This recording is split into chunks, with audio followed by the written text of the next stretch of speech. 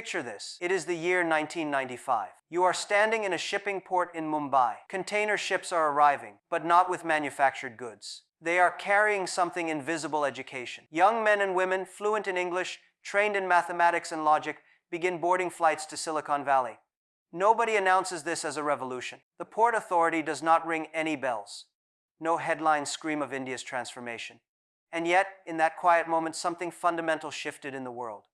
The deal that would make India the world's tech engine was not signed in any boardroom. It was written in school textbooks, in exam results, in the dreams of families who had nothing but insisted their children learn to code and calculate. Stay with me till the end. I will show you how India became the invisible backbone of global technology and what this means for how you should think about your own future. When I say hidden deal, I do not mean a conspiracy.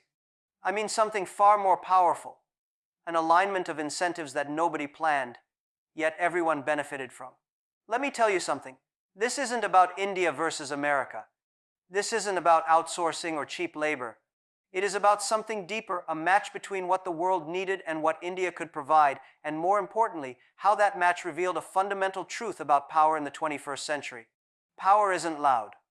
Power is patient. Power moves when the world isn't watching. For decades, Silicon Valley believed that innovation happened in one place in California, in gleaming office parks, in the minds of Stanford graduates. But here's what they did not understand. Innovation requires not just genius but discipline. It requires not just ideas but execution. And execution, at scale, demands something that no single nation can monopolize anymore. It demands a network. India didn't invent this network.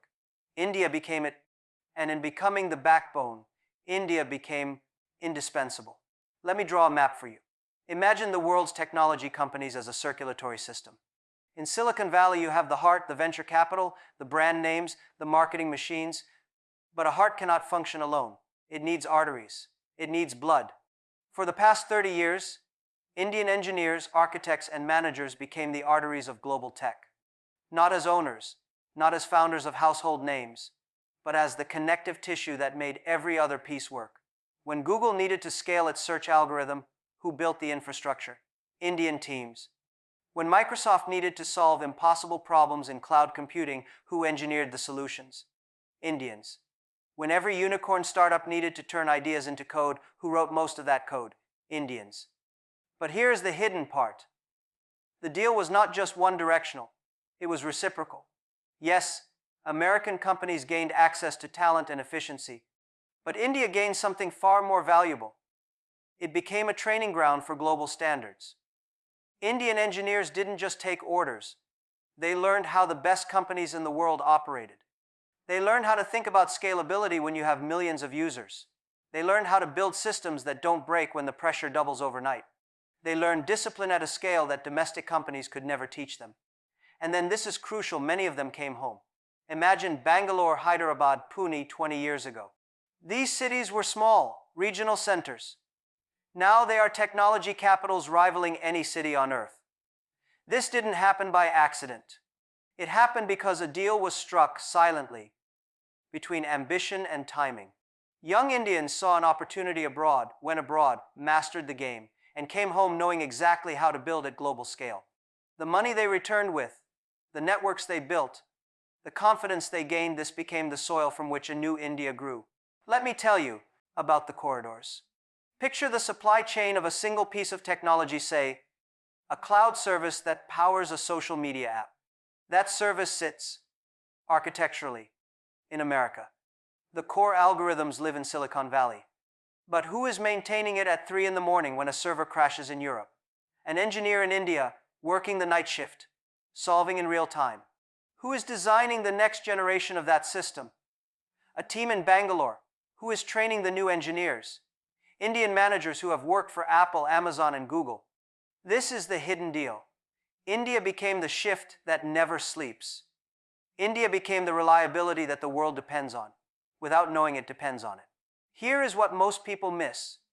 They see outsourcing as a step down. They see it as rich countries exporting jobs to poor countries to save money. Shallow thinking. What actually happened was far more sophisticated. India offered something the world desperately needed but couldn't find at home. Not just labor, but specifically engineering discipline, work ethic, and a hunger to learn that is almost extinct in places where everything is already easy. In America, a talented programmer can have 7 job offers before breakfast. In India, that same talent is still earning their stripes, still hungry, still proving themselves. The deal wasn't America exploiting India. The deal was, India provides the discipline and hunger, and in exchange, India gets access to the world's best knowledge and capital. Now, let me bring this closer to your home, whether you are sitting in Lahore or Lagos, in Lima or Lisbon. This hidden deal teaches us something about how the world actually works, and what it means for your own ambitions. You do not need to be born in the right country. You do not need to have the right accent or the right family name. What you need is to see what the world lacks, and then become expert at providing it. When India saw that the world needed reliable, scalable engineering talent, India made a choice not announced from any government office, but made by families, by schools, by students. The choice was, master this skill, master it to world standards, and the world will come to you. Now, let me tell you a story. I want you to picture a specific human being, because this is where the map becomes real.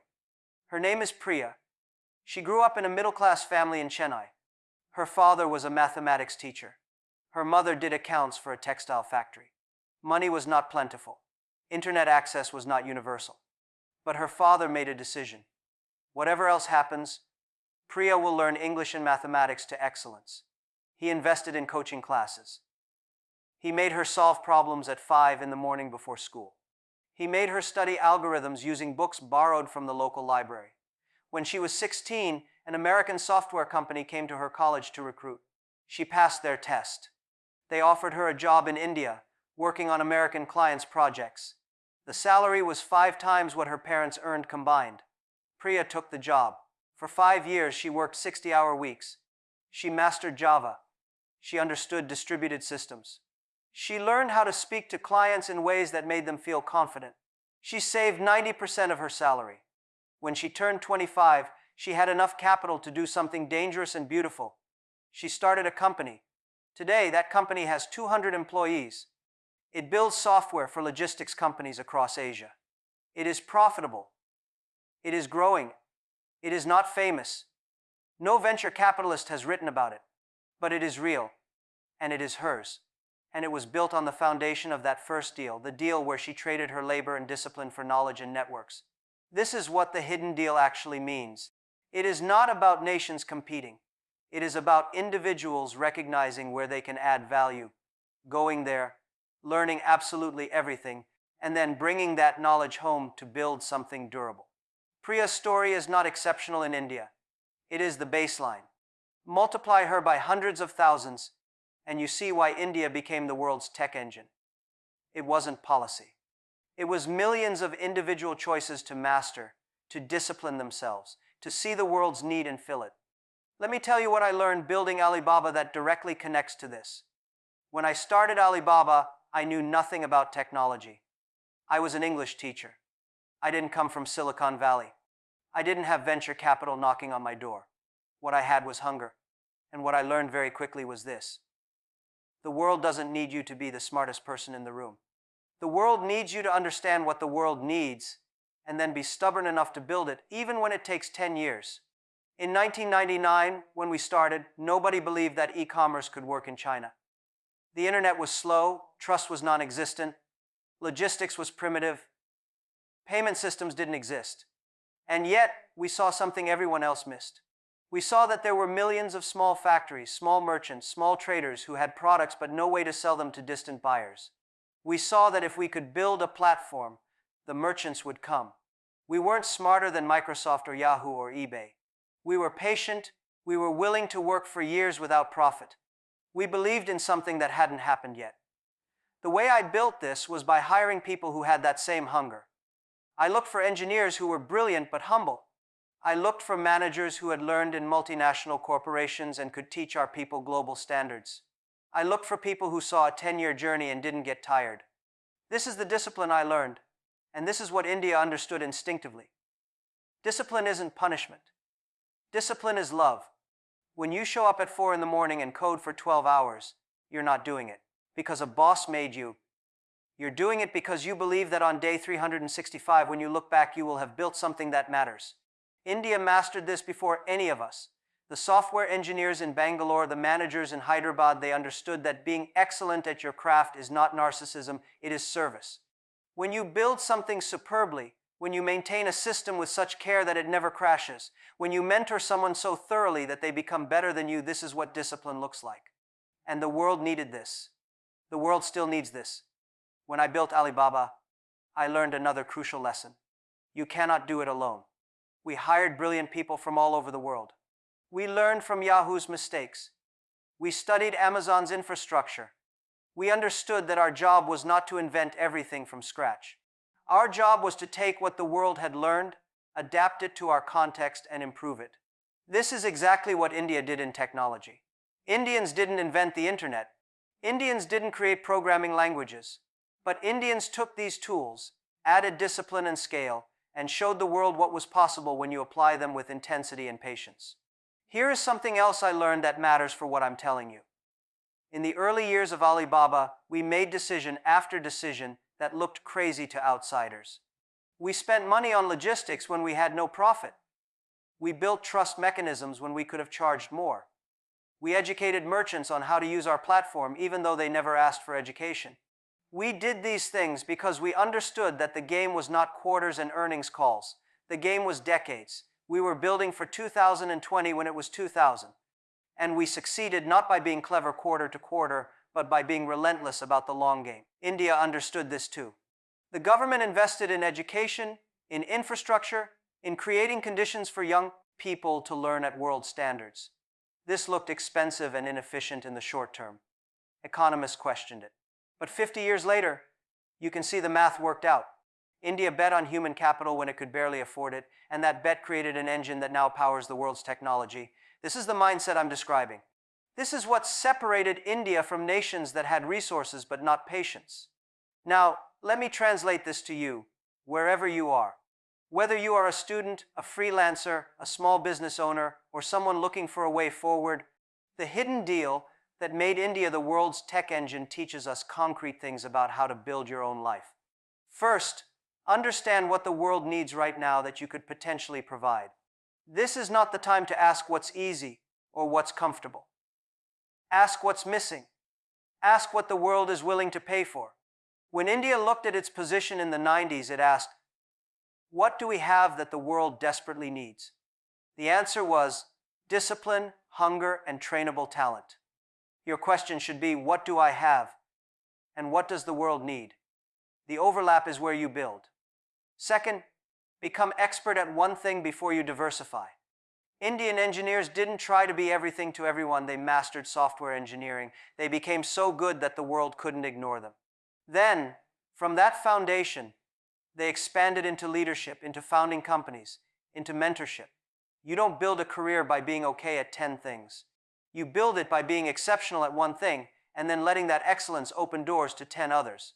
Third, understand that debt and distance can be advantages, not liabilities. India was not the closest country to Silicon Valley geographically. It was not the richest. It was not the most connected initially. But these limitations forced Indians to be sharper, more creative, more disciplined. You don't need perfect conditions. You need the willingness to work with what you have. Your struggle is not a punishment. Your struggle is your education. Fourth, build networks obsessively. This sounds simple, but here's what it actually means. Every person you help will help you later. Every problem you solve for someone becomes your reputation. The hidden deal that made India the tech engine wasn't just one company. It was millions of people building relationships, trusting each other, referring each other, learning from each other.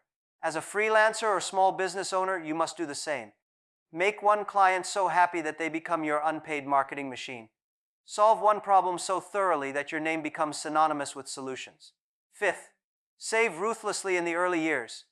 Priya saved 90% of her salary. That sounds impossible, but it's possible if you separate what you need from what you want. By the time you are 30, if you've saved aggressively for 10 years, you've bought yourself optionality. You've bought the choice to take risks. You've bought the freedom to build something of your own. Most people spend their money as fast as they earn it, and this keeps them trapped in patterns they didn't choose. Don't do this. Sixth, stay curious about how things actually work. When Indian engineers worked for American companies, they didn't just accept what they were told. They asked, why is this system designed this way? Why does this work in California but might not work in India? What would we do differently if we had to build this from scratch? This curiosity made them not just employees but innovators. In your own work, ask the same questions. Don't just follow instructions. Understand the reasoning. Understand the business model. Understand what success looks like. This transforms you from a functionary into a creator. Seventh, teach others what you learn. When you teach, you clarify your own thinking. More importantly, you build loyalty and reputation. Indian managers who came home didn't just build companies. They trained thousands of new engineers. They created an ecosystem. In your own domain, whatever it is, find opportunities to teach. Write about what you learn. Mentor people coming up behind you. This is not charity. This is the most profitable investment you can make because it exponentially increases your impact and your network. Let me hammer something home, because this is where most people get lost. Not going viral equals success. Let me say this again. Not going viral equals success. The companies that matter in the world are not the ones that went viral once. They are the ones that went invisible until it was time. WhatsApp didn't spend money on advertising. It just worked reliably until everyone needed it. Then it was worth $19 billion. India's tech industry didn't need to be famous. It needed to be reliable. It needed to be competent. And then when the world looked around and realized that every major technology company had thousands of Indians running critical operations, it was already too late to compete for that talent. The deal was done. This is counterintuitive to everything you read on social media. Everyone is telling you to build your personal brand, to go viral, to get followers. And while there is nothing wrong with being visible, the deeper truth is this: build something real first. Make it so good that people have to talk about it. Make it so reliable that people depend on it. Then visibility comes as a consequence, not as a goal. Think about India's tech scene. Bangalore is not famous for 1,000 startup unicorns. It is famous for being a place where technology works, where problems get solved, where if you need something built well, you know where to go. This reputation was built over 20 years of unglamorous work. Infrastructure being maintained, deadlines being met, code being clean, systems being stable. Nobody wrote press releases about this. It just became true. Now, some of you are thinking, this sounds beautiful, but what about the objections? Let me voice them, because they're legitimate. Some of you are saying, isn't India now losing talent to higher paying jobs in America and the Middle East? Isn't the deal breaking down? You're right to notice this. But here's what I see. The deal is evolving, not ending. As Indians became wealthier, as they launched their own companies, as opportunities multiplied at home, some went overseas and some stayed. This is healthy. The core advantage of India, its ability to produce world-class engineers at scale, that hasn't gone away. What's changed is that Indians now have choices, and some are choosing to build in India rather than just work in it. Another objection: you're talking about engineers and technology. But most people are not engineers. True. But the principle applies everywhere. If you are a designer, a writer, a builder, a salesperson, the same logic holds. Find where the world needs excellence.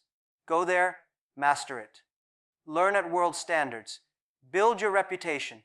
Save. Network. Return home or stay abroad, but build something durable. One more objection.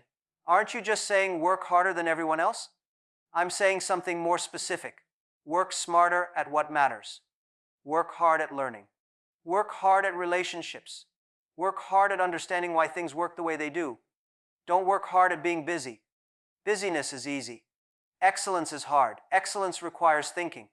It requires saying no to 9 things so you can say yes to 1. It requires waking up at 5 in the morning not because you have to, but because you want to. Here is what I want you to do in the next 7 days. This is specific. This is actionable.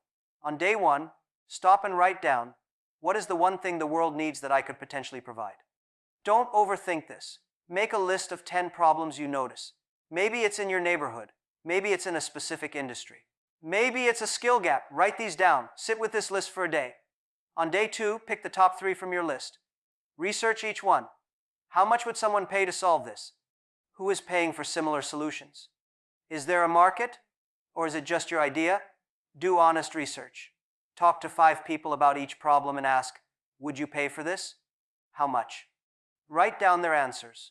On day 3, pick one. This is the hard part. You're not picking based on which is easiest. You're picking based on which is closest to something you care about, something you could learn to become exceptional at. Write down, in 5 years I want to be known as the person who solves this problem better than anyone else in my region. On day 4, identify the 5 people who are already best at this in the world. Not in your country. In the world. Find them. Read their books, their articles, their interviews. Understand how they think.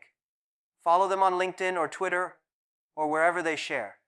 Make a list. Here's what the top 5 do that I could learn from. On day 5, start. Not tomorrow. Not next week. Start a small version today. If it's a skill, spend 90 minutes learning. If it's a product, spend 90 minutes building the simplest possible version. If it's a service, spend 90 minutes helping one person for free just to see if you understand what they actually need. Do one thing that moves you toward that 5-year vision. On day 6, ask 3 people for feedback on what you're building. Specific feedback. What did I get right? What did I get wrong? Take this seriously. Adjust based on this, not based on your ego. On day 7, commit. Not to perfection, not to certainty. Commit to consistency. Write down every week for the next year, I will spend X hours becoming better at this. I will measure myself by my improvement, not by my success yet. Consistency beats talent when talent isn't consistent. Let me close with this. We live in an age where everyone is looking for the shortcut, the viral moment, the one thing that will make everything click into place. And I'm telling you, the hidden deal that made India the world's tech engine was not built on shortcuts. It was built on something far more powerful. Millions of people choosing discipline over comfort, choosing learning over earning in the short term, choosing to serve the world's needs rather than waiting for the world to serve theirs. You don't need to be in Silicon Valley. You don't need to be in Bangalore. You don't need to be rich or connected.